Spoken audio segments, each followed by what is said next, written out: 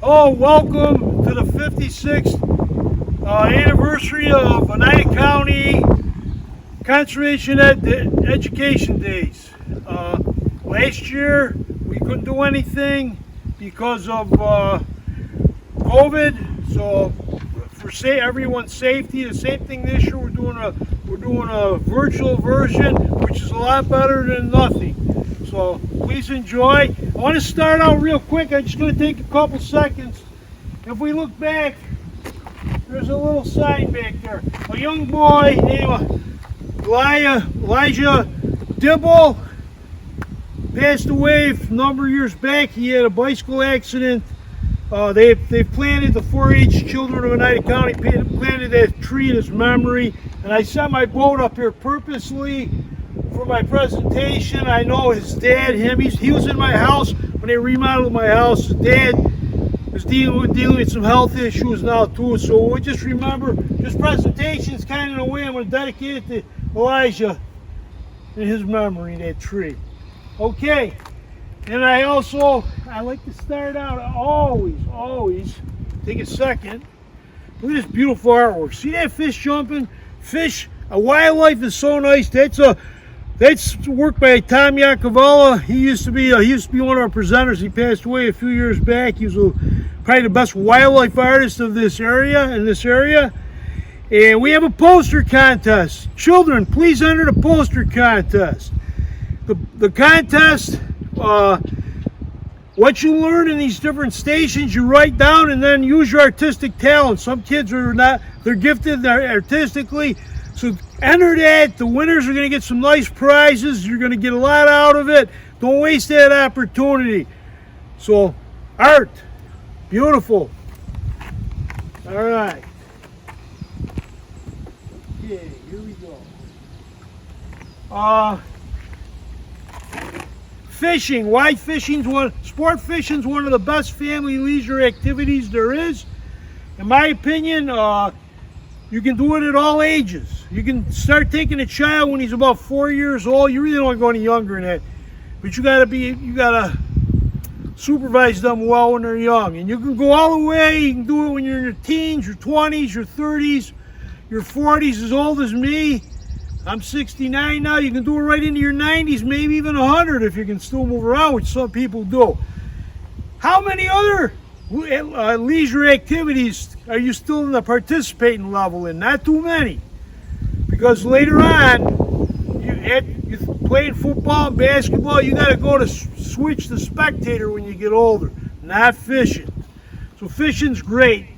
You can do it with this. If you got disabilities or disabled fishing decks, it's not the roadblocks or the barriers, it's the ability. We have, in Oneida County, there's at least 6, and in every county in New York State, there's at least 6 disabled fishing decks. They look like a porch on the back of your house, and there's a ramp so you can get up there if you can't walk good, or if you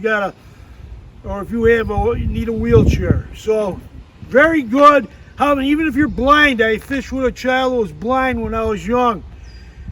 He caught more bullheads than I did. His name was Ken Hurd. He was my father's boss's son. So back in the early 60s, he outfished me. He had more fun than I did, if you can actually believe that. So it doesn't limit itself, really. Now fishing, what else is good? When I say the whole family, you can bring the mothers, the fathers, the uncles, the aunts. Everybody gets involved. Family leisure. Not every sport lends itself to that. So you want to bring the family, get them involved, stay focused on safety. Also, as far as the safety end of it and stuff, you remember, you can drown. There's a lot of other things that can go wrong too. You can get hit by thunder and lightning. If it starts thundering, you got to get off the water. You don't play any games. If you're in an aluminum bowl like this, you're in big trouble. Don't play. When you hear the thunder, get off the water until 30 minutes after the storm's over. Don't take any chances. People die. Even in Oneida County, a lady died probably about 20 years back, 18, 20 years ago. Right up here in West, not too far from here, she was hit. And it was right about now, at the end of June, when we're filming this. So it's a great sport. You can catch fish. You don't have to. Now, when you're 15 and under, you don't really need a fishing license. But once you become 16 and up, from 16 to 69, you need a license. It costs you $25 a year. When you turn 70, it goes down to $5. But boy, do we need that money. That money goes to New York State DEC here.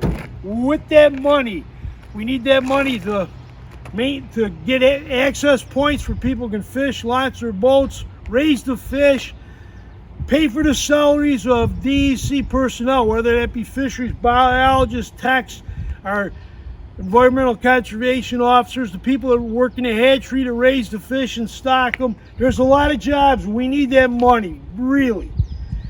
Now, over this past year, due to COVID-19, last year and this year, fishing license sales, this question for you, remember this. This is for the test question. They've increased 11%, statewide and countywide, even nationwide. They can track the licenses so they know. People had extra time on their hands, so they had to do something that was safe. It was fishing. So they're still fishing. The numbers are up.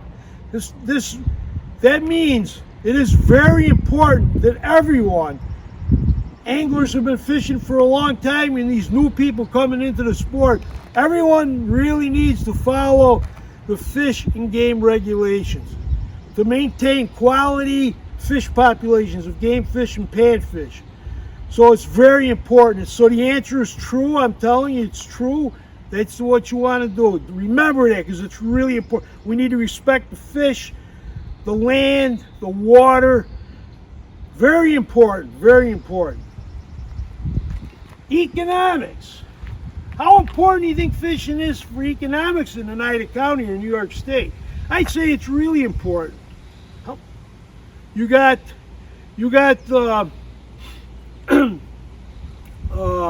excuse me.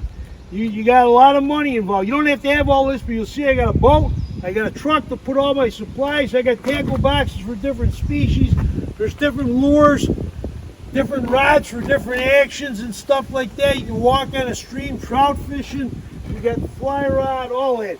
There's all kinds of stuff, so it's very important economically, so that's important too. Safety wise, let's get into the safety. I don't want to forget that safety either. Well, the tent went down, that's okay. That's what happens when you're ice fishing, they fall down. Life jackets. Today's life jackets is, if you don't swim or you're out there, you're in a smaller boat, put these on. You're fishing alone, it can save your life.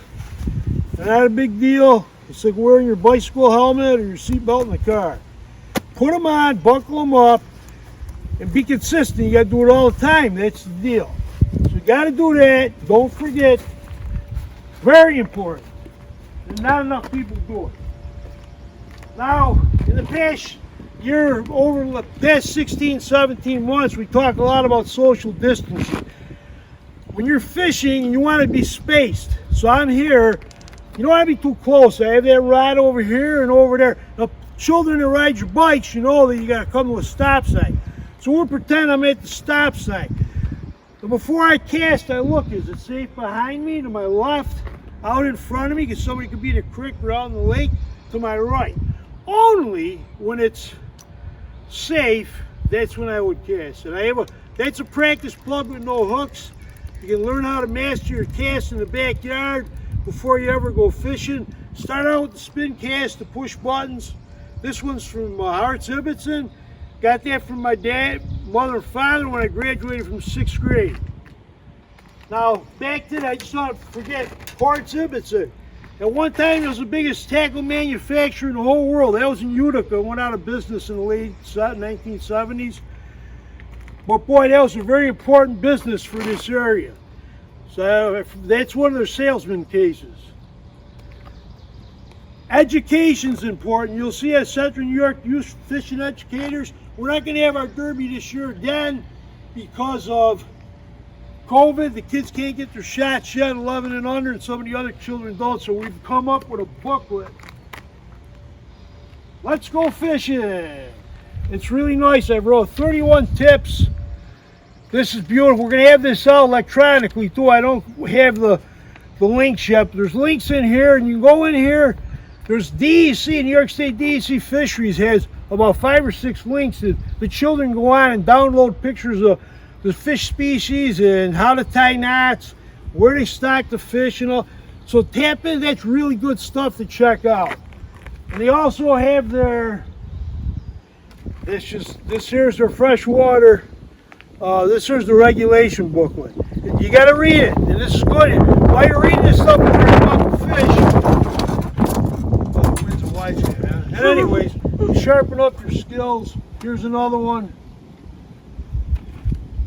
In Fisherman, that's a good one. I would get that. Great articles, great artwork, how to learn how to, and you can adapt that stuff. So that's a lot of good stuff. Let's look at some of the fish, and then we're about done, because time flies when you're having fun. Some of the species we have here. Locally, I'm going to start out with the trout, the cold water one. Here's what we have here. Brook trout, that's our New York State fish. At one time, Tom Iacovella, our wildlife artist, had passed away. He held the state record for a little while. They got to have cold water like the rainbows. They're up in the Adirondacks more. This is a brown trout. This here was originally came from Europe. It can withstand warmer water temperatures and water that ain't quite as clean. So they're in almost all the streams in Oneida County that we stock. But they're a lot of fun. These are great fish. They're cold water species. Right here in Oneida County. Here's some other fish we have. Panfish. That's your yellow perch. We have our rock bass, our crappie, sunfish, bluegill, crab, and then we have, of course, bullheads look just like the catfish there. So they, you know what's nice about them, they usually hit, they're good for children to start catching. And then other warm waters I got here, but I'll show you, we got smallmouth bass, largemouth bass over here. Where is it? Up here. Largemouth and smallmouth. And they're the predominant game fish in New York State, in Oneida County, and also across the U.S. More people fish for bass than any other species. So, and all of these fish have limits, and you have to follow them. Don't overharvest. You don't have to take any fish. If you want to take pictures, you can let them go. Keep a couple to eat. That's selective harvest. The sizes and the times of the year the DEC says you can keep them. So anyways, these are good pictures here. Around here, this is predator-prey relationship. There's walleyes. They're the dominant game fish in Oneida Lake and Delta Lake. They're our biggest waters in Oneida County. They eat a lot in Oneida. They eat a lot of shad and yellow perch, mainly yellow perch and Delta and stuff. So anyways, very important. Other fish, we have northern pike and hybrids, or tiger muskies. It's a cross between a muskie and a northern, and they stock them in certain bodies of water like the Barge Canal and the Mohawk River, and other lakes around here locally. So these are really nice, and boy, they're good eating too, those walleyes. People love them. They like to live, you can see the habitat, they like to live in the weeds right there. Very nice.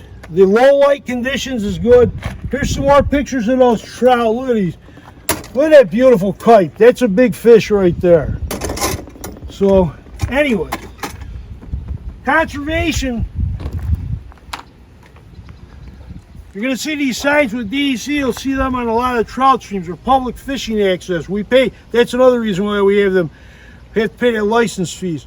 When you see these, we can fish. But remember, the landowners are letting us use the land. The fish, you still have to respect it. Don't leave the trash. Anything you bring in fishing with you comes out, especially the monofilament line when you get tangles. Don't leave that out. Little birds or animals can get caught up. They don't have hands and fingers to undo the knots. So they'll die if they get caught up in that almost invisible line. So please, respect the land and the water and the property owners. Don't take anything for granted. Share water with people too. You don't have to crowd people and stuff, whether you're on a river or a stream or in the lake. Don't get too close. Respect everybody. Enjoy yourself when you're out there. Think safety. Think conservation minded. And I'll tell you what, if you really like to fish, think about maybe going to school, maybe being a fish biologist, or being maybe a DEC, environmental conservation officer. The jobs are nice, you're outside, they pay nice, very rewarding. That might be a career for some of you kids that are watching this. I guess that's about it. I have nets, nets help you get the big ones. Thank everyone for watching this. Please enter that poster contest and enjoy the rest of Conservation Education Days. Thank you.